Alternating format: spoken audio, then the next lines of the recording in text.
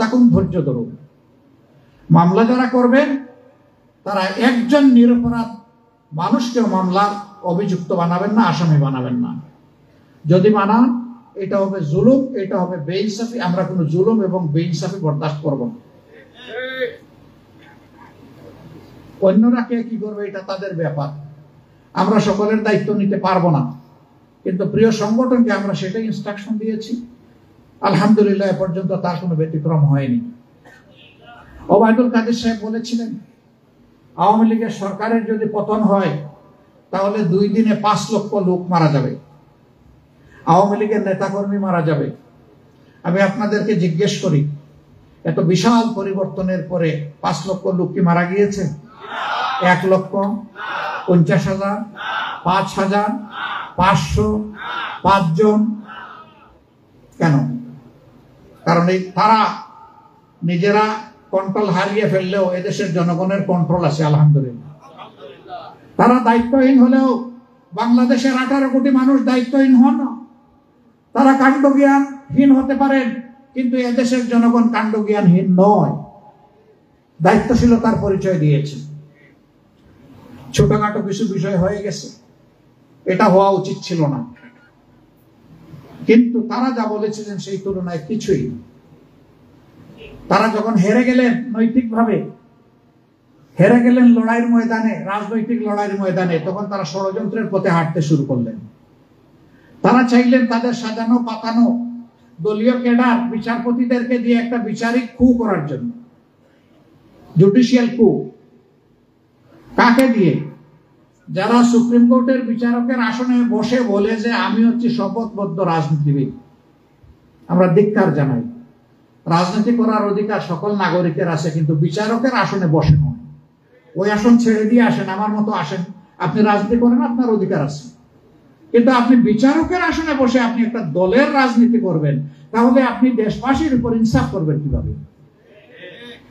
এর প্রতিবাদ করলেন কিছু আইনজীবী, সঙ্গত প্রতিবাদ।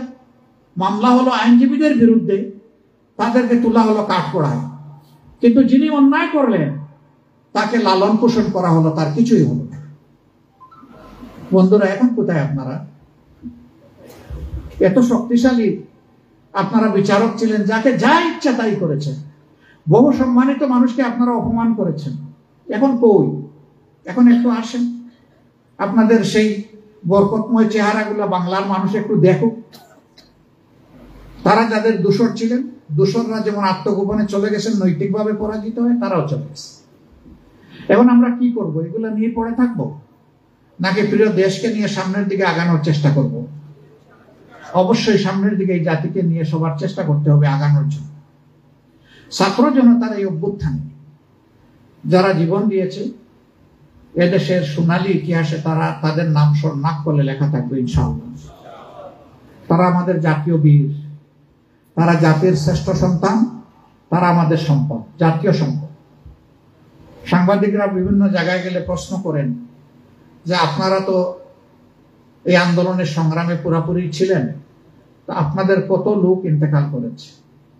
আমি বলি যে যারাই ইন্তেকাল করেছে তারা সবাই আমার, আমাদের, আপনাদের, গোটা জাতির। আমরা তাদেরকে কোন দলীয় পরিচয় দিতে রাজি নই। বীররা তো বীরই, দলের পরিচয় আবার কি? তারা সারা জাতির সম্মানের পাত্র। চিরদিন শ্রদ্ধার সাথে আমরা তাদেরকে স্মরণ করবো ইনশাআল্লাহ। এই শহীদ পরিবারগুলোর মধ্যে এমনও কিছু পরিবার আছে যে পরিবারের একমাত্র আয় উপার্জনকারী ব্যক্তি ছিলেন ওই শহীদ ব্যক্তিটি। আমরা সরকারকে বলবো, এরকম যে পরিবারগুলো আছে তাদেরকে চিহ্নিত করে গোটা জীবন তাদেরকে সাপোর্ট এমন ভাবে দিতে হবে এই পরিবার যেন সম্মানজনক ভাবে বসবাস করতে পারে।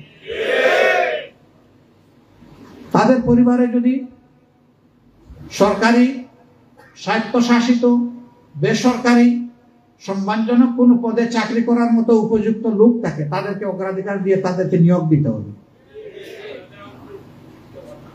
লাখো যুবক যারা যুবতী আহত হয়েছে এই দেশের জন্য, তারা ত্যাগ স্বীকার করেছে, আগামী চাকরিগুলোতে অগ্রাধিকারের ভিত্তিতে তাদেরকেই বসাতে হবে। কারণ এরা পরীক্ষিত দেশপ্রেমিক, এরা দেশের স্বার্থ কারো কাছে বিক্রি দিতে রাজি হবে না, জীবন দিতে রাজি হবে কিন্তু নিজের স্বার্থ বিক্রি দিতে রাজি হবে না। আমি হাসপাতালে দেখতে গিয়েছি, কারো দুই চোখ নেই, কারো এক চোখ নেই, কারো এক হাত নেই, কারো দুই হাত নেই, কারো এক পা নেই, কারো দু পা নেই। আমি জিজ্ঞেস করেছি, ভাই আগামীতে তুমি চলবা কিভাবে? আল্লাহ ছাড়া। তুমি কি হ্যাপি না আনহ্যাপি? বলে যে আমি খুশি। কেন তুমি খুশি? বলে যে আমার দেশ স্বাধীন হয়েছে। যারা এক পা নাই তারা জিজ্ঞেস করলাম, তোমাকে একটা আর্টিফিশিয়াল পা ইনশাল্লাহ আমরা লাগাই দেওয়ার চেষ্টা করব, বাকি জিন্দেগি তোমাকে সতর্ক হয়ে চলতে হবে, কিন্তু জাতির প্রয়োজনে আগামী দিনে তুমি তো আর লড়াই করতে পারবো না। কেন পারবো না? আমি যে তোমার যে এক পা নাই, তুমি তো ব্যালেন্স মেনটেন করতে পারবো না। বলে যে দ্বিতীয় পার্টি দেওয়ার জন্যই আমি লড়াই ময়দানে যাব। এক মা তার 1.5 মাসের শিশুকে কোলে নিয়ে রাস্তায় চলে এসেছেন। সাংবাদিক বন্ধুরা প্রশ্ন করেছে, মা এ কি করলেন আপনি? কচি বাচ্চা আপনি তুলে নিয়ে চলে এসেছেন? বলে হ্যাঁ, আমার ঘরে যদি 12 থেকে 20 বছরের একটা যুবক ছেলে থাকতো আমি এই বাচ্চা নিয়ে আসতাম না। যাদের এইরকম যুবক ছেলে আছে তারা ভাগ্যবান, আমার একটাই আছে, আমি এটা নিয়ে এসেছি। আল্লাহ চাইলে এটাকে শহীদ করলে আমি গর্বিত হব। জাতি যখন এইরকম কমিটেড হয়ে যায় তার অধিকার আদায়ের ব্যাপারে, তখন সে জাতির অধিকার আর কেউ নিয়ে সিনেমিনি করতে পারে না, ফেলতে পারে না। আলহামদুলিল্লাহ, আল্লাহ তাআলা এই জাতির ত্যাগ কবুল করেছে। আমরা প্রত্যাশা করি অতীতের চেয়ে আগামী ভালো হবে ইনশাআল্লাহ। কিন্তু এখানে সবাইকে দুটি দায়িত্ব পালন করতে হবে। জাতীয় স্বার্থে আমাদের সবাইকে এক থাকতে হবে। দল যার যার থাকবে, 100টা থাকবে, কোনো অসুবিধা নেই, কিন্তু জাতীয় স্বার্থের জায়গায় আমরা আপোষহীন এবং ঐক্যবদ্ধ। যদি আমরা আপোষহীন এবং ঐক্যবদ্ধ থাকতে পারি, ইনশাআল্লাহ কেউ বাইরে থেকে এসে আমাদের মাথায় আর কাঁঠাল ভেঙে খেতে পারবেন না। কিন্তু যদি আমাদের ঐক্যে কোনো ধরনের চির ধরে, অথবা আমরা আবার অতীতে যারা জাতিকে টুকরা টুকরা বিভক্ত করে একের বিরুদ্ধে আরেকজনকে শত্রু বানিয়ে রেখেছিল, এরকম পরিস্থিতি যদি সৃষ্টি হয়, তাইলে অতীতের চাইতে আগামী হবে আমাদের আরো অনেক ভয়ঙ্কর। অতএব কোনো কিছুতেই জাতীয় ঐক্য বিনষ্ট করা যাবে না। আমরা যারা রাজনৈতিক দল করি, স্বাভাবিকভাবেই প্রত্যেকটি দলের ভিন্ন ভিন্ন আদর্শ, লক্ষ্য এবং কর্মসূচি রয়েছে। সেই আদর্শের আলোকে তিনি কথা বলবেন, জনগণের কাছে যাবেন, জনগণকে সেবা দিবেন, জনগণের মনে আস্থা সৃষ্টি করবেন। তার সততা, দক্ষতা এবং তার আন্তরিকতা, দেশপ্রেম জনগণের সামনে তার কাজের মাধ্যমে তিনি ফুটিয়ে তুলবেন। এরপরে জনগণ সিদ্ধান্ত নেবে যে জনগণ কাকে নির্বাচন করবে। এখানে এক দল আরেক দলের বিভিন্ন কর্মকাণ্ডের সমালোচনা করতেই পারে, কিন্তু সেই সমালোচনা গঠনমূলক হওয়া ভালো, তাহলে জাতির কল্যাণে বেশি লাগবে। আর রাজনীতিবিদদেরও সমালোচনা সহ্য করার মানসিকতা থাকতে হবে। আপনি যদি সমালোচনা সহ্য করতে না পারেন, আপনি আরেক স্বৈরাচার। স্বৈরাচাররা শুধু বাহবা চায়, তারা কোনো সমালোচনা চায় না। এইরকমই জাতি, গোষ্ঠী, পরিবার তৈরি হয়ে যায় কোনো একটা সমাজে স্বৈরাচারী হিসাবে, কিন্তু শেষ পর্যন্ত স্বৈরাচারও ধ্বংস হয়, দোসররাও ধ্বংস হয়, জাতিরও ক্ষতি হয়, বিশাল ক্ষতি হয়। আমরা চাই না বারবার আমাদের যুবকদের তাজা রক্ত রাস্তায় পড়ুক, এটা ঝরুক, আমরা এটা চাই না। আমরা চাই যে এই গণবিপ্লবের মাধ্যমে যে নতুন বাংলাদেশের সৃষ্টি হয়েছে, এই বাংলাদেশে এমন অপকর্ম কেউ আর না করুক। বাংলাদেশ সামনে এগিয়ে যাক, সম্মানের মাথা উঁচু করে এগিয়ে যাক, সুনির্দিষ্ট লক্ষ্য অর্জনের জন্য এগিয়ে যাক, বিশ্বসভায় মর্যাদার আসনে অধিষ্ঠিত হোক। আমরা উন্নয়নের ফানুস মার্কা কোনো বক্তব্য আর কারো মুখ থেকে শুনতে চাই না। বাস্তব উন্নয়ন দেখতে চাই, সমাজে শান্তি দেখতে চাই, সমাজে ন্যায় বিচার প্রতিষ্ঠিত হয়েছে দেখতে চাই, সমাজের প্রত্যেকটি অঙ্গ তারা সমাজের কাছে দায়বদ্ধ, এটা আমরা দেখতে চাই। শাসকদেরকে দেখতে চাই সেবক হিসাবে, মালিক হিসাবে দেখতে চাই না। শাসকদের পরিচালক হবে জনগণ। আমরা সেইভাবে একটা জাতি চাই। বাংলাদেশ জামাত ইসলামী এই ধরনের একটি কল্যাণ রাষ্ট্র গড়ার জন্য লড়াই করছে। আমাদের ব্যাপারে অনেক কিছু বলা হয়, কত কিছু। আমরা 15টা বছর আপনাদের সামনে এসে আমাদের মনের কথাটা আপনাদের কাছে তুলে ধরার সুযোগ পাইনি। আমরা আল্লাহ শুকরিয়া আদায় করি আর মিডিয়া জগৎকে ধন্যবাদ জানাই। তারা এখন আমাদের কথাগুলা আপনাদের কাছে পৌঁছানোর ব্যবস্থা করছেন। এই কাজ করতে গিয়ে কেউ কেউ হয়তো বা একটু এদিক সেদিক করে ফেলেন। সাংবাদিক বন্ধুদের কাছে আমাদের অনুরোধ, মেহরবানি করে আমাদেরকে কোনো ফেভার করার দরকার নাই, কিন্তু আমাদেরকে মেহরবানি করে আর কাটাছেড়া করবেন না, ডিস্টার্ব করবেন না। এমন কাটাছেড়া হয়েছে এখন জুলা লাগাইতেই আমাদের জান বের হয়ে যাওয়ার উপক্রম। এই জায়গায় আমরা আশা করব যে তারা আমাদেরকে সহযোগিতা করবেন ইনশাআল্লাহ। একটা সংবাদ মাধ্যমের দুইটা দিক থাকে, একটা হচ্ছে নিউজ আর একটা হচ্ছে ভিউজ। নিউজ হচ্ছে যা ঘটেছে, যা বলা হয়েছে তাই আপনি তুলে ধরবেন, এখানে আপনি আপনার নিজের কিছু মিশাবেন না। ভিউজ হচ্ছে আপনি যা চান, সমাজকে যেভাবে দেখতে চান, যে পরিবর্তনটা চান, আপনি ভিতরের পাতায় লিখতে থাকুন, ফিচার লিখুন, একটা লিখুন, 10টা লিখুন, কোনো অসুবিধা নেই। কিন্তু ভিউজকে আপনি নিউজ বানাবেন না, অর্থাৎ আপনার উদ্দেশ্যকে আমার নামে আপনি চালাবেন না, এইভাবে কারো নামেই চালাবেন না, আমার রাজনৈতিক প্রতিপক্ষের নামেও না। এই জায়গাটায় আপনারা যদি সাদাকে সাদা বলেন, কালোকে কালো বলেন, তাহলে এই সমাজ থেকে কালোরা পালাতে বাধ্য হবে। এবং এখানে আলহামদুলিল্লাহ সাদারাই এই সমাজকে আলোকিত করবে। আমরা এই সহযোগিতাটা মিডিয়া জগতের কাছে চাই। সুধী মহল, আপনাদের কাছে আমরা কৃতজ্ঞ, আমরা ঋণী। 15.5 বছর আমাদের উপর যে অত্যাচার জুলুম করা হয়েছে, এই পুরাটা সময় জুড়ে আপনারা আমাদের সাথে ছিলেন। অনেকে চোখের পানি দিয়ে আল্লাহর দরবারে দোয়া করেছেন, সেজদায় গিয়ে কেঁদেছেন, নফল রোজা রেখেছেন, আমাদেরকে আশ্বস্ত করেছেন, সান্ত্বনা জুগিয়েছেন, সাহস জুগিয়েছেন। আপনাদের এতগুলা ঋণ পরিশোধ করার কোনো শক্তি আমাদের নাই, তবে আমরা ঋণের কৃতজ্ঞতা বোধ অন্তরে লালন করি। আর যিনি এই সমস্ত ন্যায় এবং ভালো কাজের, কল্যাণ কাজের প্রতিদান দেবেন, সেই মাবুদের দরবারে দোয়া করি আল্লাহ যেন দুনিয়া এবং আখিরাত দুই জায়গায় আপনাদেরকে মর্যাদা দান করেন, সম্মানিত করেন। আপনাদের এই ভালোবাসা যেন কোনো ব্যক্তি বা দলের জন্য না হয়, এই ভালোবাসাটা যেন হয় আল্লাহর জন্য, সত্যের জন্য, কল্যাণের জন্য। তাহলেই আমরা আপনাদের কাছে আরো বেশি কৃতজ্ঞ হব। ব্যক্তি ভুল করতে পারে, দল ভুল করতে পারে, কিন্তু সত্য সত্যের জায়গায় থাকে। সেই সত্যকে ধারণ করে আল্লাহর দিন আল ইসলাম। অনেকে বলে যে ইসলাম কায়েম হলে অন্যান্য ধর্মের মানুষের কি হবে? মদিনায় কায়েম হওয়ার পরে কি হয়েছিল? আরবে কায়েম হওয়ার পরে কি হয়েছিল? উসমানিয়া খেলাফতের সময় বাংলাদেশের মতো 400 রাষ্ট্রের পরিধি নিয়ে তারা খেলাফত পরিচালনা করেছিলেন। তখন কি হয়েছিল? তারা সংখ্যাগরিষ্ঠ ছিলেন না, তারা সংখ্যালঘিষ্ঠ ছিলেন, কিন্তু তারা সমাজকে সামাজিক ন্যায় বিচার উপহার দিয়েছিলেন। এই জন্য আলহামদুলিল্লাহ সেই সমাজের মানুষরা গর্ববোধ করত। কিন্তু মুসলিম শাসকেরা যখন সত্য থেকে তারা আস্তে আস্তে সরে গেল, বুক বিলাসে লিপ্ত হয়ে গেল, ধ্বংস তাদের কপালে আসলো, বিশ্ববাসীর কপালে আসলো, দুনিয়া ওর আগুন জ্বলে উঠল। আপনারা দোয়া করবেন আমাদের যারা যেন আল্লাহর দিনের কোনো বিকৃতি না হয়। দিন ইসলাম এটা আমাদের বানাওয়ার কোনো জিনিস না, এটা আল্লাহর দান।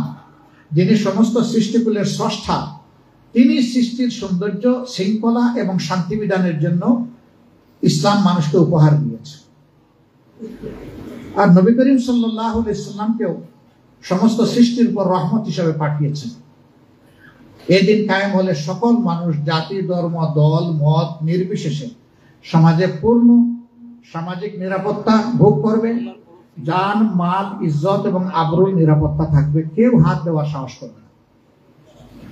এই দেশে সংখ্যালঘু সংখ্যাগুরু বলে এই সমাজকে ডিভাইড করা হয়, বিভাজিত করা হয়। আমরা সম্পূর্ণ বিপক্ষে। যেই বাংলাদেশে জন্মগ্রহণ করবে, যেই বাংলাদেশের বৈধ নাগরিক, এই দেশের উপর সরকারের কাছে আমার যে অধিকার আছে, আমার ওই ব্যক্তির সমান অধিকার আছে। এই সংখ্যালঘু সংখ্যাগুরু বলে একটা শ্রেণীকে কেন আমরা মানসিক চাপ দেব? এটা অন্যায়, এটা আমরা মানি না। মানুষ হিসাবে সবাই নাগরিক হিসাবে সবাই তার অধিকার পাবে ইনশাআল্লাহ।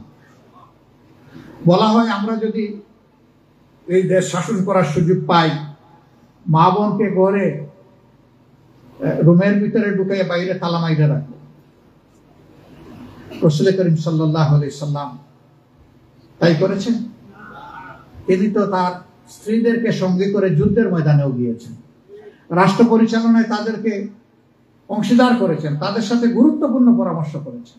সুলহ হুদাইবিয়ার সময় সমাধান আসছিল না, সেদিন তিনি যে মহিষী নারী তার সঙ্গী ছিলেন তার স্ত্রী, তিনি বলছেন, হে আল্লাহর রাসূল, আপনি নিজের উপর কনফিডেন্স হারাবেন কেন?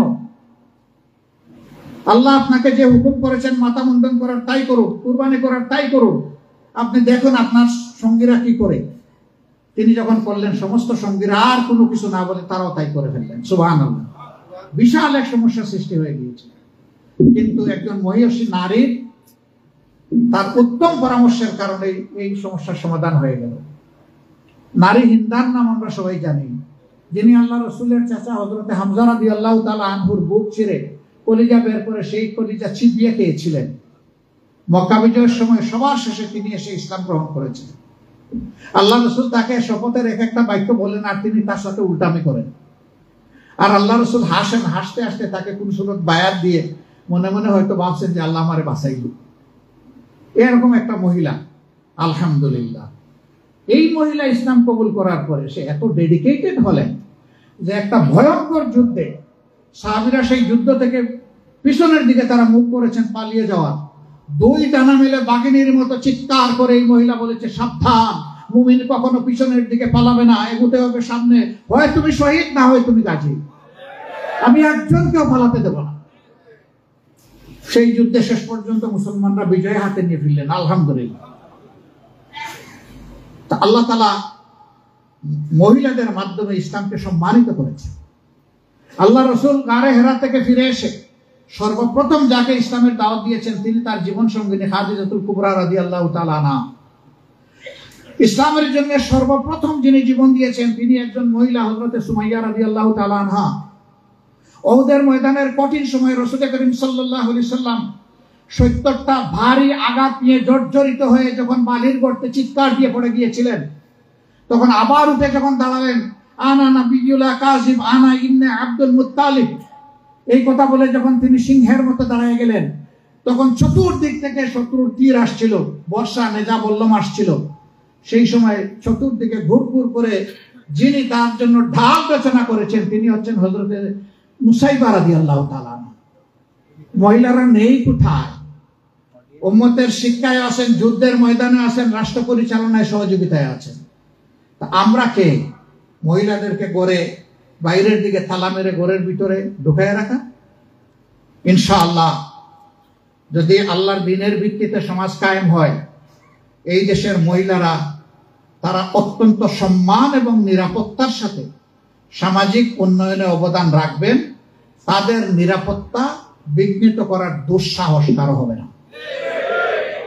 এখন যেটা ওর হচ্ছে তখন সেটা হবে না ইনশাআল্লাহ। এবং তারা সেই দিন এই রাষ্ট্রের নাগরিক হিসাবে নিজেকে পরিচিত করে তারা গর্ববোধ করবেন ইনশাআল্লাহ। আমরা কারো উপর জোর খাটাবো না, জোর খাটানোর অধিকার আল্লাহ আমাদেরকে দেননি। লা ইকরাহা ফিদ্দীন, দিনে কোনো বাড়াবাড়ি চলবে না। মানুষের মনোজগতে পরিবর্তন আসলেই তার সমস্ত কিছুতে পরিবর্তন আসবে। ইসলামী কল্যাণ রাষ্ট্রের সেই রূপ দেখেই মানুষের মনোজগৎ পরিবর্তিত হয়। খলিফার তলোয়ার হারা গেছে, চুরি হয়েছে, নির্দিষ্ট চুরের বিরুদ্ধে তিনি মামলা দায়ের করেছেন প্রধান বিচারপতির কাছে। বিচারপতি তারিখ দিয়েছেন, এত তারিখে আপনার হিয়ারিং হবে, আপনি আপনার উপযুক্ত সাক্ষী নিয়ে হাজির হবেন। আবার সেই দিকে অভিযুক্ত ব্যক্তিকেও তলব করা হয়েছে, তিনি নন মুসলিম। আদালতে আসার পরে খলিফা জিজ্ঞাসা করেছেন, আপনি কি সাক্ষী নিয়ে হাজির হয়েছেন অভিযোগ প্রমাণ করার জন্য? আপনার অভিযোগের সপক্ষে? বলে হ্যাঁ আমি হাজির হয়েছি। কে? আপনার সাক্ষী কে? যে আমার বড় ছেলে হাসান। বলছেন না, তার সাক্ষী গ্রহণ হবে না, সে আপনার রক্তের আপনজন। বলছেন আমার ছোট ছেলে হুসাইন। বলছেন তারও সাক্ষী গ্রহণ হবে না, সেও আপনার রক্তের আপনজন। তিনি বলছেন এর বাইরে আমার কোনো সাক্ষী নাই। প্রধান বিচারপতি বলছেন আপনার মামলা খারিজ। অর্থাৎ আপনি যে চুরির অভিযোগ করেছেন এটা আপনি প্রমাণ করতে পারেননি। যিনি চুরি করেছেন তিনি তো জানেন যে তিনি চুরি করেছেন। আদালত থেকে বের হয়ে তিনি চলে গেলেন। কিছু দূর গিয়ে আবার ফিরে আসলেন। ফিরে এসে বললেন, মাননীয় প্রধান বিচারপতি, আপনি কি আবার অভিযোগকারীকে একবার সামনে আনবেন? বলে, কেন? বলে, আমি একটা অ্যাপোলজি দেব। ঠিক আছে, আপনি যদি অ্যাপোলজি দিতে চান আমি ডাকতে পারি। ডাকা হয়েছে। এই লোকটি দাঁড়িয়ে বলছে, তলোয়ার হাতে নেই, তলোয়ারটা খলিফার, এটা আমার নয়, আমি চুরি করেছি।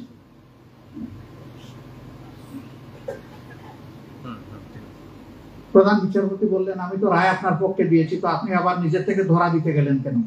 বলে, আমি সত্যের বিরুদ্ধে আর অবস্থান নিতে চাই না। যেই দিন, যেই ধর্ম, যেই শাসন ব্যবস্থা তার খলিফাকেও উপযুক্ত পদ্ধতিতে সাক্ষী প্রমাণ পেশ না করার কারণে তার মামলা খারিজ করে দেয়, আমি এখন থেকে সেই দিনের সঙ্গী হয়ে গেলাম, আমাকে কলিমা পাঠ করান। তাকে কেউ চাবুক মেরেছিল যে বেটা তোমাকে মুসলমান হতে হবে? না, দিনের সৌন্দর্য তাকে অভিভূত করেছে। হ্যাঁ, দিনের সৌন্দর্য অভিভূত হয়ে কেউ যদি ইসলাম কবুল করে আলহামদুলিল্লাহ, কেউ যদি না করে তার উপরে কোনো জোর জবরদস্তি চলবে না। কারো পোশাকের উপরে আমরা জোর করে কিছু ধরায় দেব না। তিনি যেভাবে চলতে পছন্দ করেন সেভাবেই তিনি চলবেন। তবে আমাদের বিশ্বাস, সত্য যাদের সামনে উন্মোচিত হয়ে যাবে তারা আলহামদুলিল্লাহ সত্যকে আলিঙ্গন করবেন। সম্মানিত ভাই বন্ধুগণ, এই সংক্ষিপ্ত সময়ের কলেবরে আর আমি কথা বাড়াতে চাচ্ছি না। আমি শুধু বলবো যে আসুন একটা শান্তির, সমৃদ্ধির, একটা কল্পনার সমাজ গড়ার জন্য আমরা সবাই ঐক্যবদ্ধ হই, সামনের দিকে এগিয়ে যাই। আল্লাহ তাআলা আমাদেরকে সাহায্য করুন। আজকে সকাল থেকে এ পর্যন্ত যে কয়টা কর্মসূচিতে অংশগ্রহণ করেছি, আমি আল্লাহর শুকরিয়া কোন ভাষায় আদায় করবো? ওরে মাবুদ, আমি কি জানতাম যে 2 মাসের ব্যবধানে এখানে এসে মানুষের কাছে মুক্ত ভাষা, বাতাসে মুক্ত ময়দানে দুটি কথা বলতে পারবো? সব তোমার মেহেরবানি আল্লাহ। হে রব্বুল আলামিন, জলিলুল কদর আল্লাহ, আমরা তোমারই তাকবীর দিব, তোমার নামেই আমরা শুধু আল্লাহু আকবার বলবো, আমরা শুধু তোমারই প্রশংসা করব। আমাদের চেষ্টা কোনো বড় বিষয় নয়, তোমার রহমতটা, তোমার সাহায্যটাই ছিল আসল বিষয়। আল্লাহ, তুমি মুসলিম জাতিটাকে মুক্ত দিয়েছো। হ্যাঁ রব্বুল আলামিন, তুমি চিরদিনের জন্য মুক্ত করে দাও। মুক্ত করো এই দুনিয়ায়, মুক্ত করো আমাদেরকে আখিরাতে। আমাদের সমস্ত ভুল এবং পাপের জন্য বিনা শর্তে আল্লাহ তোমার কাছে সারেন্ডার করলাম। তুমি আমাদেরকে ক্ষমা করে দাও হে দয়ার ভান্ডার। হে আল্লাহ রাব্বুল আলামিন, হে গফুরুর রহিম, তুমি আমাদের জাতিকে ক্ষমা করো মাবুদ। হে আল্লাহ, তুমি আমাদের জাতির উপর শান্তির ফয়সালা দান করো, তোমার রহমত বর্ষণ করো, তোমার খাস সাহায্য পাঠাও। এই জাতিকে নিয়ে যারা ষড়যন্ত্র করবে তাদের হাত তাদের দিকে আল্লাহ ফিরিয়ে দাও। এই জাতিকে তোমার কুদরতের হাত দিয়ে তুমি হেফাজত করো মওলা। আপনাদের সকলকে ধন্যবাদ, কৃতজ্ঞতা। আপনারা দয়া করে আমাদের ডাকে সাড়া দিয়ে এখানে এসেছেন। প্রাণ ভরে দোয়া করবেন।